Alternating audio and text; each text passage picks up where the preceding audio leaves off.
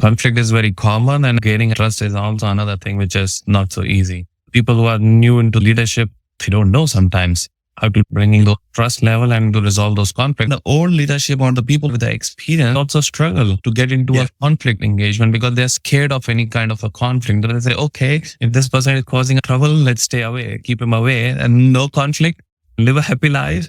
But that's not the good way of leadership. I have faced conflict starting on my leadership journey. It gave me a tough time. I started wondering, like, why this guy is like that? Why is he behaving like that? Why is he always challenging me with my thoughts? Is he not liking me, or is he having some personal problem with me? I had a discussion with this guy one-on-one, and I say, hey, you are a very senior, experienced person, and you should support me in bringing some good leadership changes in the team, which will help me as well as the team. And he was like, I don't give a damn. I don't mind about the people. I'm only worried about myself. And then I found out he was not so comfortable with the transformation changes that are coming in.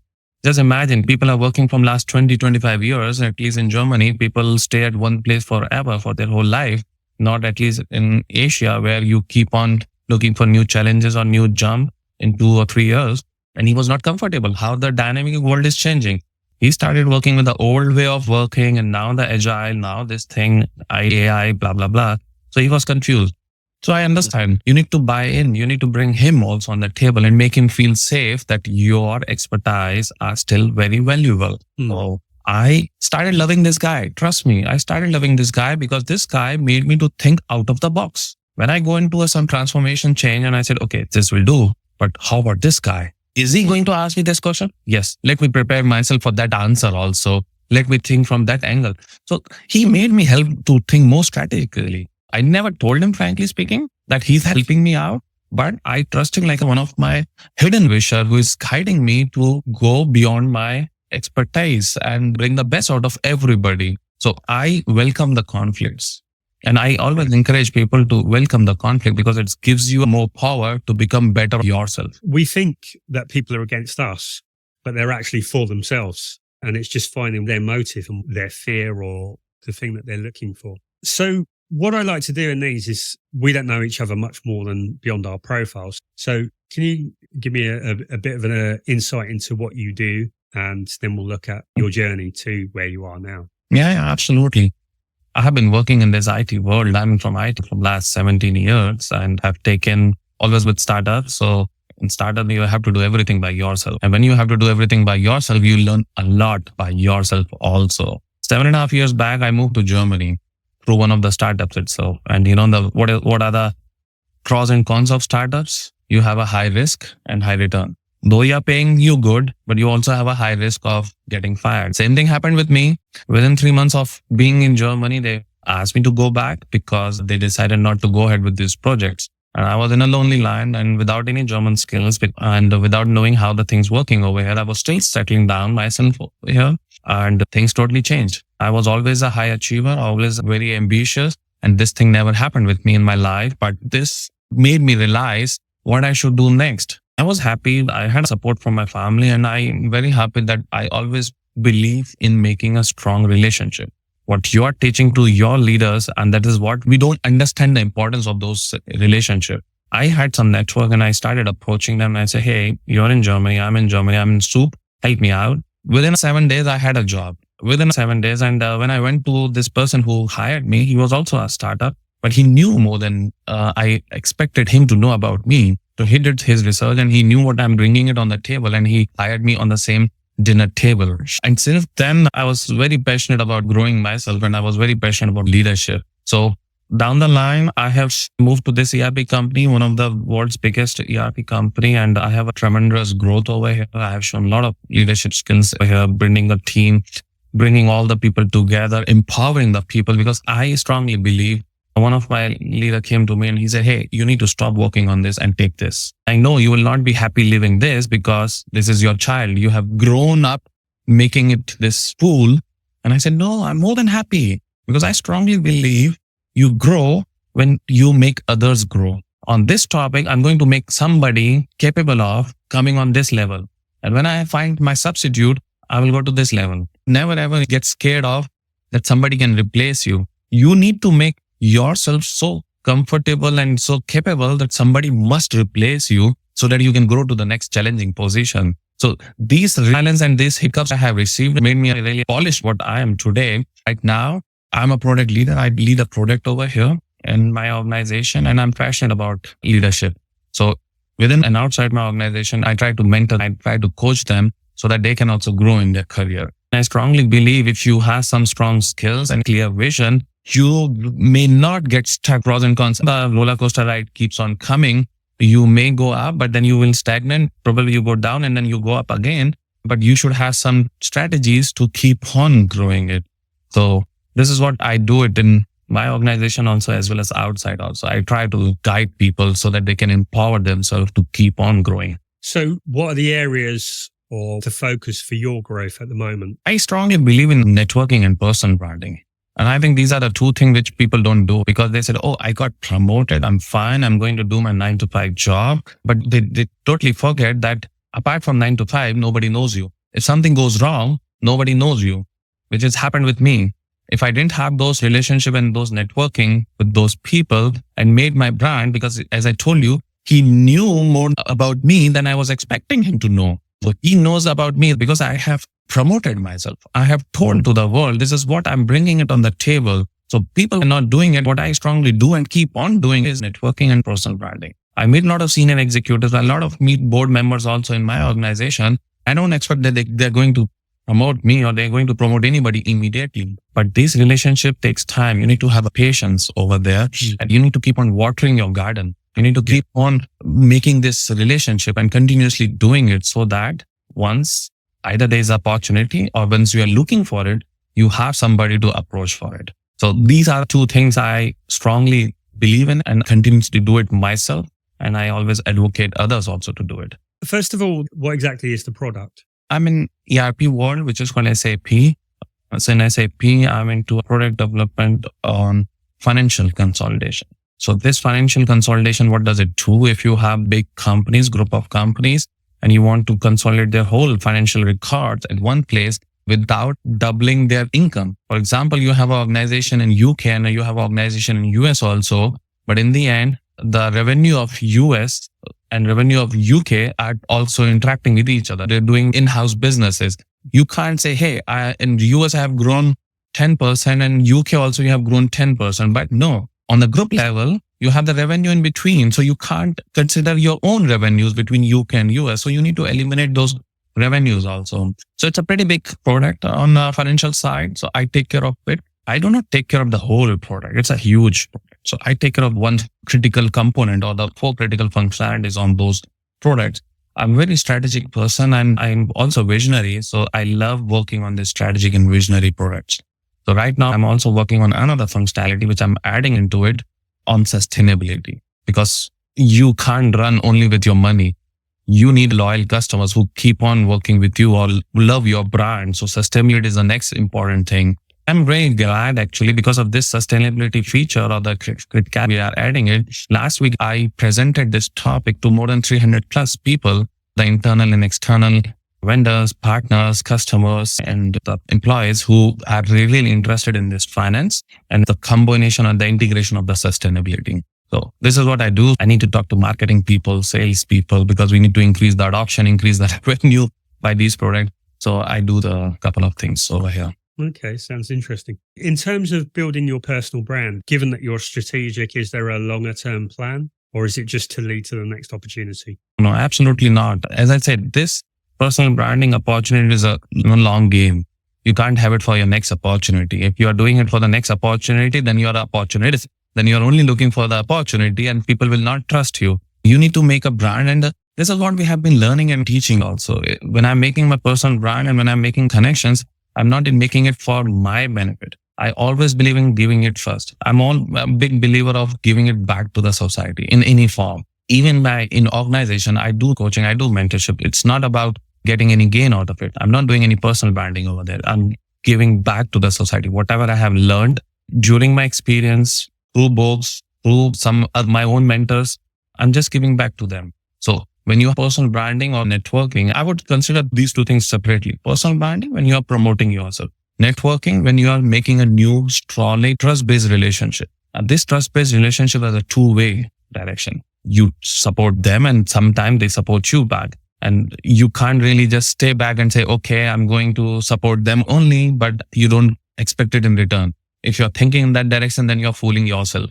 But in the end, it starts from you giving back to them. And then probably someday you expect some returns from them also. Yeah, I like that. It reminds me of the quote, something like a great society is one where old men plant seeds of trees that they'll never sit in the shade of. Yes. It's the view of being a custodian of knowledge rather than a hoarder of it. Exactly. So I'm interested in young Harit and how did he get into IT? It depends. If you're talking about the young talent, I would take it as a young talent into a leadership position. Because if you're considering only a young talent, then we can talk about it just getting into IT. But if you're talking about leadership, then it's totally a separate ball game. Let's start right from when you were young. What was the path into IT? Why IT? Very interesting question. And I would say probably in most of the Asia, how things work. Why IT? Because whole world was doing it. And nobody was perfect from their childhood. Everybody learns on their journey. And I was like, okay, yeah, everybody is doing IT. Probably this is the one thing which I could also do because I'm very good in programming. I'm very good in mathematics. I'm very good in statistics. So this is what I want to do. And at that time, you don't think too much about the passion because there's social pressure also where they said, hey, this guy got a job. Why didn't you get a job? And you don't know why you didn't get a job. So you get this social pressure where you want to get your job immediately. So when I saw whole world was doing and I said, okay, probably I also wanted to do, I don't regret because I feel if I was not doing this, I don't know what I would be doing it till today. I can see my passion into leadership. I can see my passion into technology because this motivates me. This is what it gives me a pleasure. When I go back home, I can see, yes, I have achieved something. So this is how my journey started in IT. I don't blame others, but I would say it was a culture which brought me to the IT world. And how was your initial journey into IT? Was it quite smooth? No, it was not smooth. Again, when you are young, when you are a new person in some domain, whatever domain it could be, whether you have a 10 or 20 years of experience, if you try to get into a new domain, people take you as a novice. People don't take you as a senior person, don't take you as an experienced person. So they take you for granted. They will ask you, do this. You have to do this because you are new to this world. You are new to that world and you are there to learn. And this is what happened with me coming into IT world. I got a job. They said, oh, you want to do this, but that was not matching with my passion. They were not matching with my knowledge, my skills and the education I have received. And I was struggling over there. I was not motivated for sure. Then I had to take my career on my own hands. I took a challenge and I said, hey, I'm going to take a 1 month of sabbatical and I want to do something new. I wanted to learn something new because in this world, you're not making me to do what I'm liking it. As I said, I'm more into a technical side on a coding, on programming when I was doing my journey 17 years back, but they were not giving it to me. They were giving me the things which more on the administration level.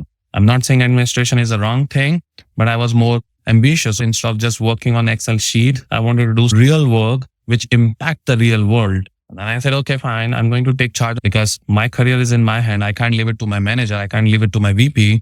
I said, okay, I want a sabbatical. I went out 1 month, day and night. Trust me, I was doing one certification 17 years back, which they said is one of the toughest certifications in the IT world to get the job in this organization where I'm working right now.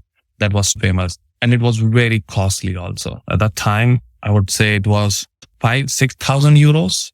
At that time, it was pretty costly. Being just coming out of the college, you don't have 6,000 euros in your pocket. I somehow managed it, but I didn't want to take a chance. I said, it's a do and die. I want to do it right now. Whether I need to do hard work, whether I need to do smart work, or whether I need to have late nights. I have 1 month only dedicated to this thing and I changed my career. I got certificate. And since then, I was trying to get more and more details of this particular ERP world or this IT world.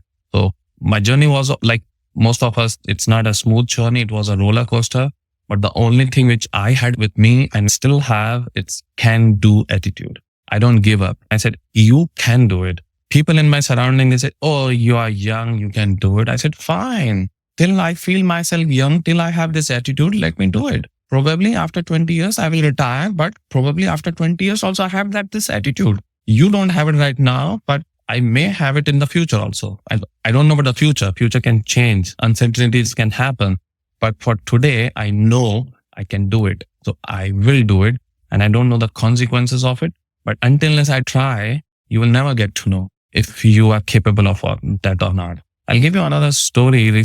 Last year, I was working with a very senior executive over there. And I was working in a program, on the strategic program on an organizational level. So you can imagine what you're going to do. It's going to affect more than 100,000 people. So I was working on those programs, but I was always hungry. I was always looking for something which can challenge me, bring my abilities to a peak. Then I can say, stop, you can't do beyond that. I was handling 3 programs at that moment. And there was a personal situation at my home also. I went to this guy, to the very senior executive, and say, hey, I think I'm not done yet. I want something more. You can imagine he was a senior executive and he was seeing the world more than me. Then he said, hey, don't do that. You have a personal life at home, 3 programs already. You're taking care of it. 4th one will mess you up, will put you on the top. You will burn out. I said, no, I want to do it. At least I want to feel whether after 4 programs, will I be burned out or I still have the capability or capacity to do beyond that. I took that challenge. He was surprised. I delivered all those 4 things all together. And that's what I'm saying. You need to have a can-do attitude. You need to have your own capability. You will grow only when you challenge yourself. If you're sitting on a relaxed chair and then you say that the opportunity comes to you, you will grow by yourself. No, this is the moment, the personal branding. I showed my brand to this guy. Hey, I can do those challenges. I have those capabilities. Trust me, and I will deliver it. I made it. And this helped me making a strong relationship also. I'm pretty sure this guy may not forget me even in the hard times because he guided me not to do it, but I still challenged him and did it. So I think this really helps when you have to do these things. But I also want to add another thing. What I did, it's not I have done it alone. I was doing a lot of my own self-learning. I'm a very continuous learner. So I'm doing a lot of self-learning, and you need a mentor also who can guide you also, showing the correct path. I always recommend people that you can do it yourself. The very common term, do it yourself and then get a mentor. There's a difference between those two. If you do it yourself, probably you'll do it in 2 weeks.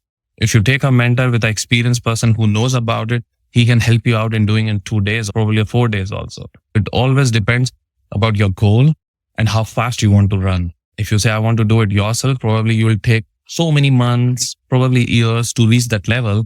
But if you have a mentor with you, he can guide you and he can tell you where's your gap and what is the direction you should pick it up to reach to that goal as fast as you can. That's important actually. You must have a mentor, whether you are a fresher in any industry or you're a CEO of any organization, you must have a mentor with you. Okay. So what I'm picking up from that is there's 3 keys to your success. Is first, you had a drive and an ambition. Second, that you had a base of confidence that you believed in yourself. Third, the continuous learning and the input from a mentor. Yeah. So what was the biggest lesson that you gained from your mentor? The biggest lesson I have learned from my mentor was gain a diverse knowledge. Don't stick to one domain experience or expertise, because when you have to grow from expert to generalized. So when you're working right now, if you are an expert in some domain, for example, in telecom, I come to you, Rob, and say, hey, tell me about this telecom problem. Yeah. But once I keep on growing, I should know about the telecom. I should know about the finance. I should know about the IT. I should know about everything, so that if person is coming to me, I should have the general answer. If I don't have it, it's okay, because I'm not the expert at this leadership position. I can have my own experts where I can delegate to them and I can check with them. Accepting you don't know is a blessing. If you think that you are a leader and know everything, then you're living in an imaginary world. So you should always be open to seek. As a continuous learner, you should be open to seek learning from anywhere. So I'm very open when I'm sitting with any of my junior colleagues. I'm very open to listen to them. What are they going to talk? Probably you get some very beautiful ideas because they're coming freshly from the university, or they have something different which you can't think of it. So keep yourself always open for new learning and go for your diverse direction. One thing which, again, I would tell you the mistake one I have done is about feedback. So as a new leader, you should know how to give feedback and how to receive feedback. Those 2 things are most important. There are so many ways of doing it. But if you are very generic and just giving feedback, you didn't do a good job, you didn't do this, you didn't do that, and you are not good, you need to be very careful.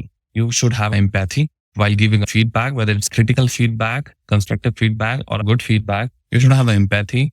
It should be very specific. And one thing which I'm missing, majority of the people I have met, whether you are a leader or you're not, how to receive feedback. If somebody gives me a critical feedback, I more commit than supportive feedback, because this critical feedback helps me to learn further, find out my gaps. If somebody is giving me a critical feedback and then I say, how can he say like that to me? He doesn't know anything about me.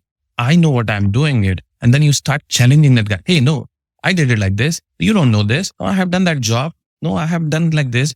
So what you are missing it? You are not welcoming the feedback. This guy will not come back to you and give you a feedback because you are hesitant to learn about those things. So he will say, hey, this guy is not very supportive on feedback. So you are missing the chance of learning new things, finding your own gaps, and then you are also spoiling your relationship. He was trusting you to give you a feedback. She will not give further. The way of taking a feedback is just grab it, understand it, keep it with you, and consider it's his or her perspective of looking at things. He's not trying to tell you are right or wrong.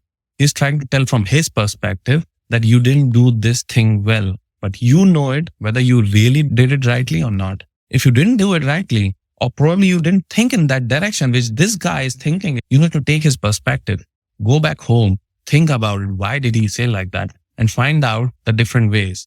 And I'm pretty sure you will find a gap. That's why this guy is giving you this critical feedback. Take it and improve it. But don't challenge him right on his face and say, hey, you don't know about me. I'm doing the best job of it. You're spoiling the whole relationship. Everyone's got a different perspective.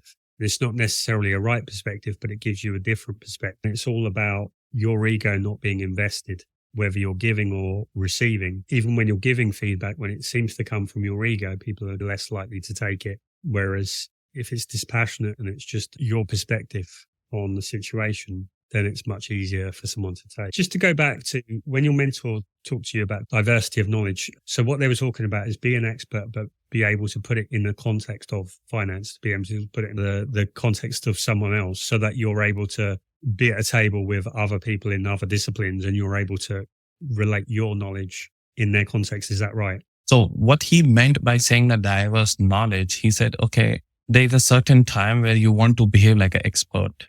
Okay, probably as a fresher till decade of experience or 1.5 decade of your experience, you would work as an expert, where people can approach you with your expertise, with your experience, and they ask you to solve this problem. But as you keep on growing in your career, you can't be an expert whole of your life. If you want to become a leader, then you want to go beyond expert. People can trust you on your people skills, on your leadership skills, not only on your expertise on one particular domain. There you need to get onto a different domain experience.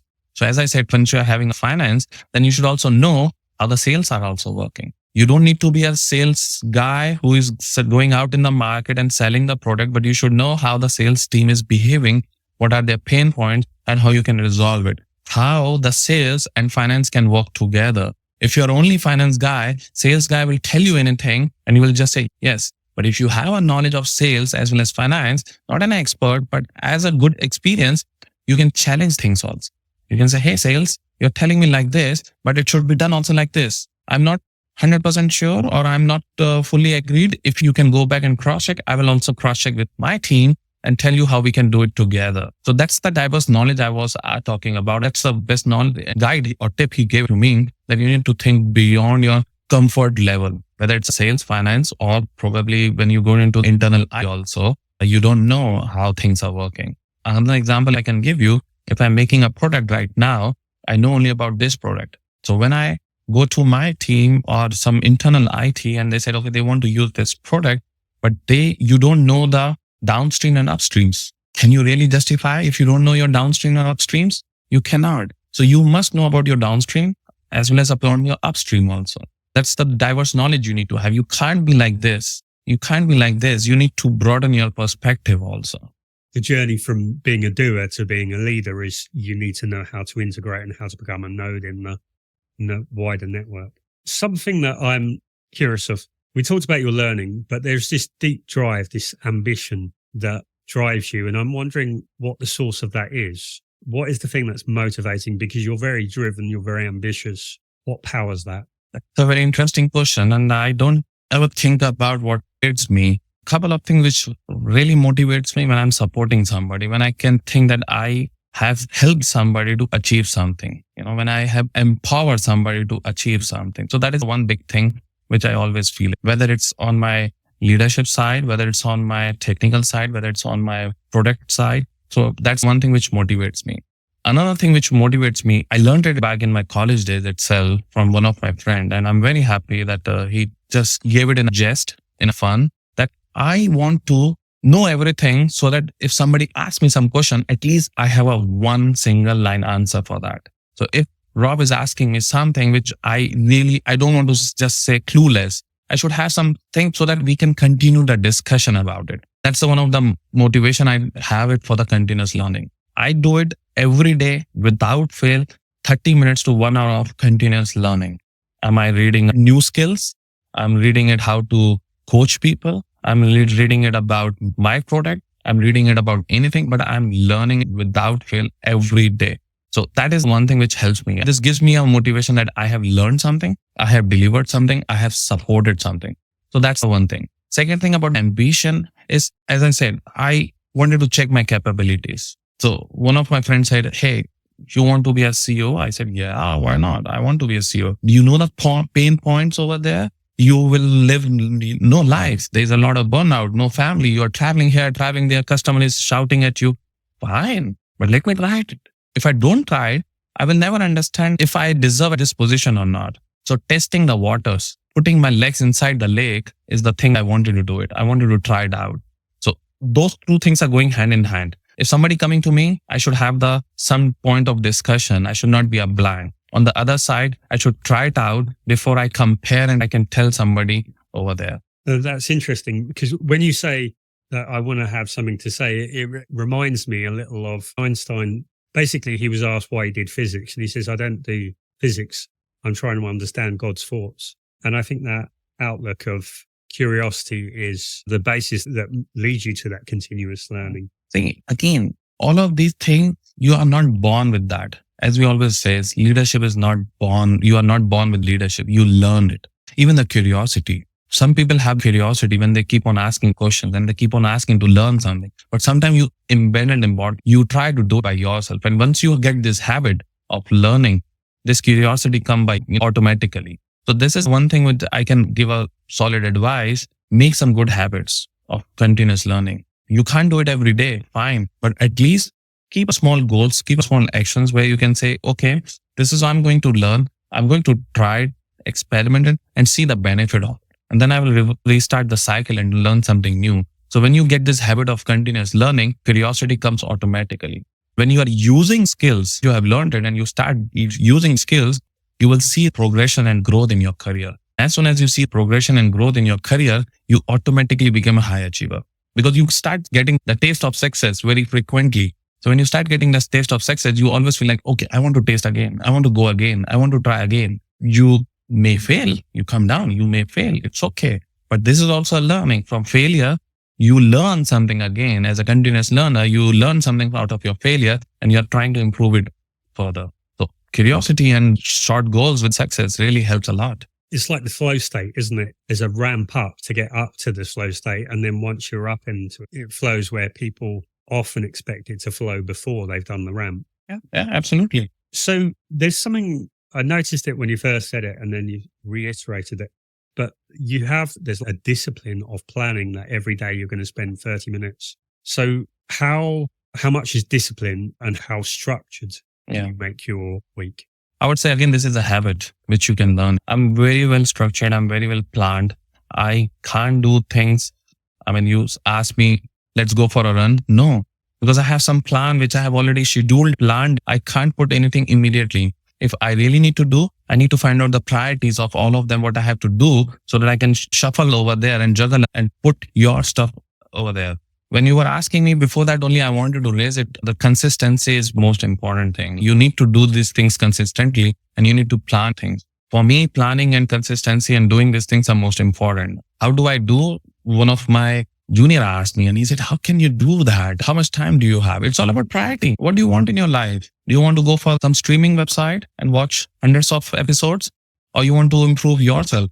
I'm not saying you improve yourself to become a huge leader or so. Improve yourself to have a better life. You learn something for your better understanding so that you can see the world from a different perspective. You do something more relaxing, which helps you to reduce your burnout, to relax your mind. You do something which gives you a better idea for your next product. So this is the consistency you wanted to have. How do I do it? I plan my things. I prioritize what are the 2 or 3 most important things in my life. One, my health. I get up early morning. I do some kind of exercise because that is the time I can do when my family is sleeping. Next, my family, when they get up, I spend time with them. I do my office work. I spend time with them. So I'm giving time to my family. So that is the second thing. Third is my continuous learning. Once my family sleeps, I don't go and switch on my TV. I don't go and switch on any website. I don't go and switch on any social media. I spend time for my learning. 30 minutes. You just need to make a habit. 30 minutes. I do more than that, frankly. But if somebody is watching this and he wants to learn, 30 minutes is what you can do. Make a habit. I think I learned it somewhere. Personally, I believe if you do it for 21 days, it became a full-time habit. But somebody also said, as you long do it for 70 days or 90 days, then it's more beneficial. I can guarantee you will see the difference in yourself, your thought processing also. When you start learning something out of any book, you will see this what this person is talking about and how you start changing your mindset to the growth mindset or the productive mindset, and you start doing things differently. So you just need to prioritize your things. Okay. One more question on this. So the third element that I see is the confidence. And where did that confidence come from? Like, you're looking to test your capabilities. You're looking to push your boundaries. So where does that belief in yourself come from? Absolutely. You already said it. I believe in myself. I wanted to challenge myself. So that's how you do it. When you have knowledge, when you have your own surety that you can do it, that attitude, if you have it, that you can do it, you will keep on challenging yourself and you can keep on testing the waters. So the only thing I would say, don't fear failures. Because if you always think about the fear of failures, then you will never try, that you will get failed. Another thing which I have improved in myself, at least I have improved, is perfectionism. I always believe in perfectionist. I always say, if I want to do it, it should be perfect. I don't want any mistake in that. I don't want any wrong thing in that. And that was causing me a lot of burnout because I was doing so much into one thing, which was like, if something goes wrong. So I changed my attitude. I mean, it's all about how you want to think. As I said, if you want to have a can-do attitude, you can do attitude by taking a small actions, small goals. And once you start achieving that, then your goal will become this big. Your action will become this big. So that's a can-do attitude. You need to have it. And another attitude which I have changed it from perfectionist to a normal person. So here, even if I'm making a mistake, let me just do it and make a mistake. There's no harm in making a mistake and there's no harm to deliver it first time. You try your best. That's all I could say. Very true. So you talked about when you were in IT and people didn't believe in you. What I would say was perhaps your time of struggle. What comes to mind is, if you were the leader, what did you see? Do you think that your managers and leaders around you, could they have been more empathic? Could they have been more supportive? What would you do differently if you were them? Yeah, absolutely. You need to check out the strengths of everybody. The native genius, which I call it, what I have learned it about native genius, that you need to find out the native genius of somebody. There were people who are very good in Excel, but there were people who are not good in Excel. You need to find out what are they good at and give them opportunity what they are good at it. So finding a native genius is the most important thing I would say to leaders. And obviously empathy and active listening. You need to really listen to people if they're talking, if they're telling something. What are they really wanted to do? Everybody doesn't want to do what you are asking them to do, but they have a different career aspiration. They have a different career growth or mindset. So you need to think and help them. As a leader, you need to make sure how you are empowering them or how you are creating future leaders. If you are not supporting them what they want to be, they will be behaving like that in the future also, because they have seen leaders like you who are not supportive. And in turn, they will also become non-supportive in the future. You need to put yourself in other shoes, show them empathy and be a great leader and empower them to be their best future. Okay. So of all the leaders that you've seen, what do you see is the biggest mistakes? You seem to have a clear purpose of leaving a legacy, of creating better leadership. What do you see is the biggest problem or top 3 problems in your experience and observation of other leaders? Yeah. Let me give you a top 3 one by one. First of all, when you become a new leader, as I have shared earlier in my example, you become leader from an expert to a leader. You have to prove yourself as an expert and show some skills to become a leader. That's the one thing you need to give back or give up. You can't be expert whole life. If your team is doing something and you say, hey, I'm the expert because I have done this thing from decades and everything has to be routed through me, you're doing the biggest mistake of your career or your leadership. You're not trusting your team to deliver their best. And what will happen? They will not trust you back either. So trust, again, is a combined efforts from both directions. So you need to trust your team so that they can trust you back. Give them authority, trust them, give them ownership to take decisions, delegate it to prove that you trust them and they can do their job. You don't need to come in between. So that's the point number 1, I would say. Forget or give up your expertise. Second is from IC, from individual contributor to a leader. When you are in IC, you look in one direction. I need to deliver this. But when you become a leader, you need to think from all the direction, all the stakeholders, all the people who can influence you, your team vision, your team goal, and who can influence your decision. So you need to understand each and every stakeholders who are connected over here. So you need to think broader, not as a IC person who has a one record of delivering this technical object, for example. But you need to think, if my team delivers this technical object, if somebody from outside can influence it and say, no, don't deliver it, deliver this. So you need to understand your stakeholders very nicely and thoroughly. Another third point, which I would tell you is, which I have seen very closely, and recently I'm mentoring one of the person and who had the same problem. As a leader, you always expect your team to go beyond the expectation, exceed expectations. But what are you doing it in return? Are you exceed expected as a leader? You need to lead by example. What you are expecting from your team, they expect back. So you need to go beyond the terms as a leader and support them and empower them. You need to make sure your work is not only to take care of their team, to take care of the sick, their leaves or their money or these things. You need to empower them. You need to make sure about their growth. In most of the cases, team members are not fully aware of their own development goals, about their own career growth. You need to be a coach over there. You need to be a mentor over there. You need to find the native genius of those people. What do they want to do it? How they want to do it? If you just sit, relax and say, they will come to me and they will talk to me, you're making a mistake. Then you are just meeting expectation. If you go to them and support them in what they want to achieve, you're exceeding expectation. So this is what you also need to take care of. Just don't sit, relax and do your 9-to-5 job or whatever is required. You need to go beyond expectations. So that is the third advice I would give it to them.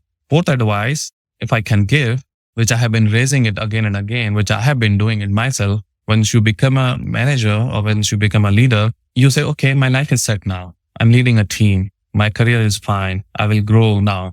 But you will not grow. It's not easy to grow once you have reached some level. You need to create your personal branding and networking.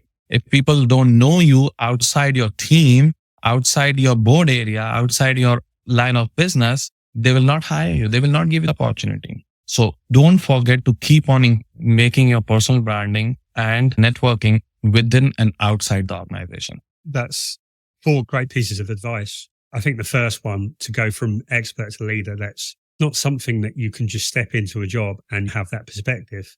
This perspective comes through the challenges of the job. You have to drop your identity of where your sense of pride, where your sense of confidence, your base of what's got you to where you are, to let go, and you're starting a new rung of a new ladder. That's tough for a lot of people to take. Again, the focus on what you're doing to understanding where you fit in the bigger network of the organization. I love the exceed expectations one. It's about initiative, isn't it? Both that and the personal branding are about, when we're part of a team, we rely on, we are held accountable and we expect the leader to take responsibility. When we're the leader, we need to be the one who starts the fire. We need to be the one that makes sure everything is done. Yeah. Okay.